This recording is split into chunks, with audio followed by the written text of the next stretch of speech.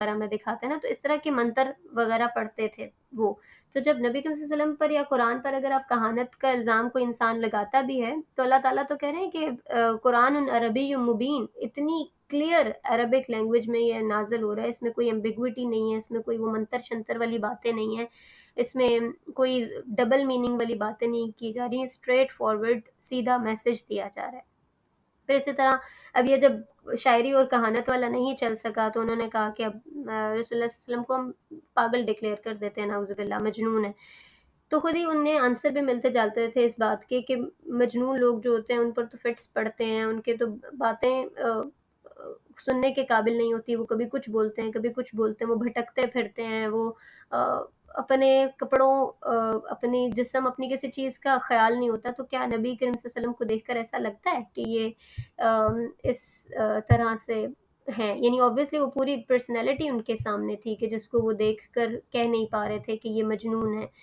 پھر اس کے بعد جو انہوں نے آخر میں ڈیسائیڈ کیا وہ یہی کیا کہ ان کو جو ہے وہ ہم جادوگر ڈکلیئر کر دیتے ہیں. حالانکہ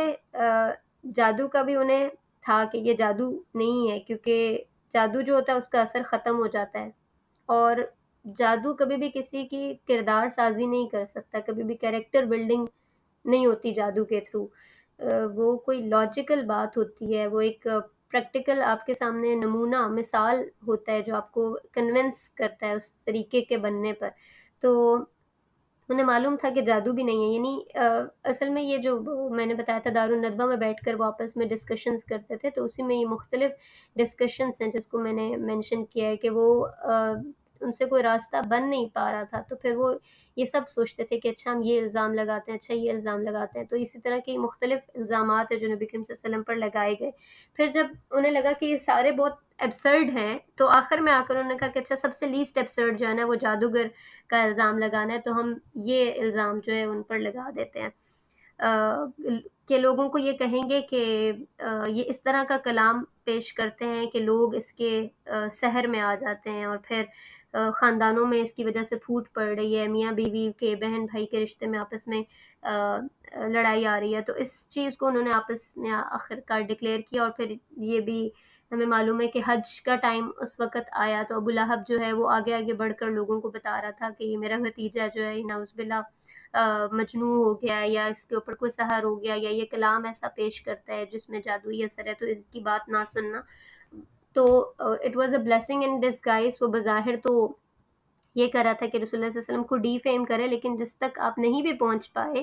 اس سب لوگوں تک بھی میسج جو ہے وہ اسلام کا پہنچ گیا اس کے ذریعے کہ ایٹ لیسٹ کوئی بات آ گئی کہ اچھا کوئی شخص ہے جو کہ نبوت کا جو ہے وہ کلیم کر رہا ہے عرب میں. تو اسی طرح پھر یہ لوگ جو ہیں وہ مختلف گروپس کی صورت میں حضرت ابو طالب کے پاس بھی آئے اور ان سے آ کر بھی ریکویسٹ کی کہ رسول اللہ صلی اللہ علیہ وسلم کو اپنے اس مشن میں روکیں، لیکن حضرت ابو طالب نے آپ صلی اللہ علیہ وسلم کا ہی ساتھ دیا. تو یہ وہ مختلف سچویشنز تھیں جن کا رسول اللہ صلی اللہ علیہ وسلم کو سامنا کرنا پڑ رہا تھا. اسی کے اوپر پھر آپ دیکھیں کہ قرآن پاک کی جو خاص طور کی 28 29 30 پارے کی صورتیں ہیں اس میں ان پورے واقعات کا اللہ تعالیٰ ذکر کرتے ہیں. جیسے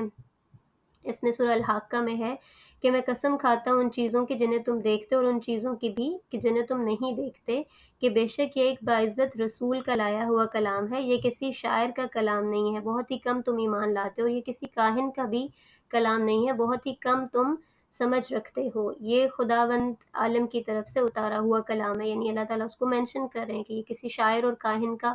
کلام نہیں ہے. پھر اسی طرح سورہ التکویر میں بھی آتا ہے کہ یہ ایک باعزت رسول کا لایا ہوا کلام ہے جو بڑا ہی قوت والا ہے اور عرش والے کے نزدیک بہت ہی بارسوخ ہے، اس کی بات مانی جاتی ہے اور وہ نہایت امین بھی ہے. یعنی یہ ساری بات حضرت جبرائیل علیہ السلام کے بارے میں کی جا رہی ہے کہ وہ ہستی ہیں جو نبی کریم صلی اللہ علیہ وسلم تک کلام لے کر آتے ہیں. وما صاحبکم بمجنون، آپ کے یہ جو ساتھی ہیں رسول اللہ صلی اللہ علیہ وسلم یہ کوئی مجنون نہیں ہے.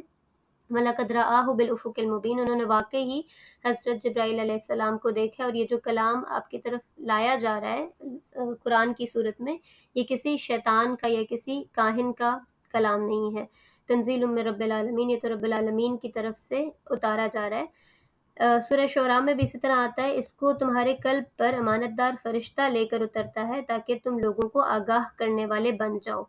بلسان عربی مبین، بہت کلیئر واضح عربی زبان میں، اور پیچھے مقصد کیا ہے؟ تاکہ تم لوگوں کو متنبع کرو، آگاہ کرو، الرٹ کرو۔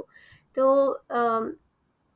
اس سب کو میں اینڈ اس بات پر کروں گی، جس سے ہم انشاءاللہ اپنے نیکسٹ سیشن کا آغاز بھی کریں گے، کیونکہ ابھی کچھ الزامات اور کچھ باتیں ایلیگیشنز ہیں جو کہ رہ گئی ہیں نبی کریم صلی اللہ علیہ وسلم کی ذات پر بھی اور قرآن پاک پر بھی، اس کو ہم ڈسکس کریں گے۔ لیکن اس سب میں یہ چاہوں گی کہ ہم یہ سوچیں کہ خود رسول اللہ صلی اللہ علیہ وسلم کی ذات پر اس کا کیسا اثر ہو رہا ہوگا۔ ایک وہ شخصیت جو کہ بہت سافٹ اور کائنڈ ہیں، جو کہ ہمیشہ ریڈی ٹو ہیلپ، دوسروں کی مدد کرنا، خیال رکھنا، ظلم اور زیادتی کو برداشت نہ کر پانا۔ تو جب وہ یہ دیکھ رہے ہوں گے کہ اس کلام کے آنے کے بعد یا میری اس نبوت کے ڈکلیئر ہونے کے بعد لوگوں پر اتنا زیادہ ظلم ہو رہا ہے کہ حضرت سمیہ اور ان کے ہسبینڈ کو شہید تک کر دیا جاتا ہے، یا لوگ آپس میں لڑ رہے ہیں، فیملیز الگ ہو رہی ہیں، تو ایک وہ بوجھ فیل کرنا کہ کیا کہیں میں ہی تو غلط نہیں ہوں، اور پھر ہر وقت ہر طرف سے یہ مخالفت آنا، تو اس کے لیے بڑے نروس چاہیے ہوتے ہیں کہ انسان اس میں اسٹیڈ فاسٹ رہے، اور پھر اللہ تعالیٰ ایسی آیات اتارتے بھی تھے جس میں بار بار آپ کو تسلی دی جاتی تھی کہ انک لمن المرسلین، بے شک آپ رسولوں میں سے، آپ کو میں نے اپوائنٹ کیا ہے، آپ اپنے دل میں کلک نہ لے کر آئیں۔ اور اس کے ساتھ ساتھ یہ بھی دیکھیں کہ اس سب کے بدلے میں رسول اللہ صلی اللہ علیہ وسلم کو مل کیا رہا تھا، کہ جیسے جب دنیا میں کوئی منصب ملتا ہے جس کے لیے لوگ پاگل دیوانے ہوئے پھرتے ہیں، کہ کوئی وزیر بننا چاہتا ہے، کوئی پرائم منسٹر بننا چاہتا ہے، کوئی اور حکومتی عہدہ لینا چاہتا ہے، تو اس کے بعد جب وہ انہیں مل جاتا ہے تو دیکھیں کہ اس کے ساتھ آتا کیا کچھ ہے۔ آپ کو باڈی گارڈز ملتے ہیں، آپ کو اتھارٹی ملتی ہے، پاور ملتی ہے، پیسہ ملتا ہے، ٹریول کر سکتے ہیں، یعنی دنیا ہے جو پوری آباد ہو جاتی ہے اس انسان کے ارد گرد جس کو کوئی بھی عہدہ مل جاتا ہے۔ لیکن جب نبی کو وہ عہدہ ملا جو اتنا بڑا تھا، اس کے ساتھ تو بہت بڑے بڑے چیلنجز آئے، کوئی پیسہ نہیں مل رہا تھا، کوئی عزت اور مرتبے میں دنیاوی حساب سے اضافہ نہیں ہو رہا تھا، آسمان سے پیسوں کی بارش نہیں ہونا شروع ہو گئی تھی، اور یہی سب ایلیگیشنز وہ قریش مکہ لگا بھی رہے تھے کہ اگر واقعی اللہ تعالیٰ آپ کے ساتھ ہے تو کوئی ایسا گھر کیوں نہیں بنا دیتا جو سونے کا ہو اور آپ اس میں آرام سے رہیں، اور کوئی فرشتہ کیوں نہیں آپ کے باڈی گارڈ کے طور پر اتار دیتا۔ تو خیر یہ ایلیگیشنز تو ہم آگے پڑھیں گے، لیکن اس ٹائم میں چاہ رہی تھی کہ ہم سوچیں کہ وہ کتنا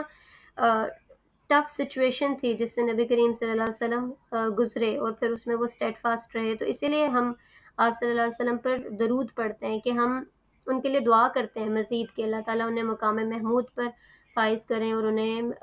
ان تمام ایفرٹس کا بدلہ ہم کسی بھی طور پر فزیکلی نہیں انہیں دے سکتے، تو ایک وہ دعا ہے درود جو ہے، جس کی صورت میں ہم کہہ لیں کہ انہیں اپنے اس گریٹیٹیوڈ یا اپنے اس تھینکفلنس کا اظہار کرتے ہیں کہ اللہ تعالیٰ ان پر اپنی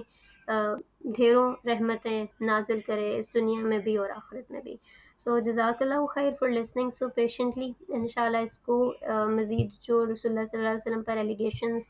ہیں اور آگے پھر کس طریقے سے شیپ ہوئی کمیونٹی یا کیا سٹیپس لیے گئے، اس کو ڈسکس کریں گے نیکسٹ سیشن میں انشاءاللہ۔ جزاک اللہ خیر۔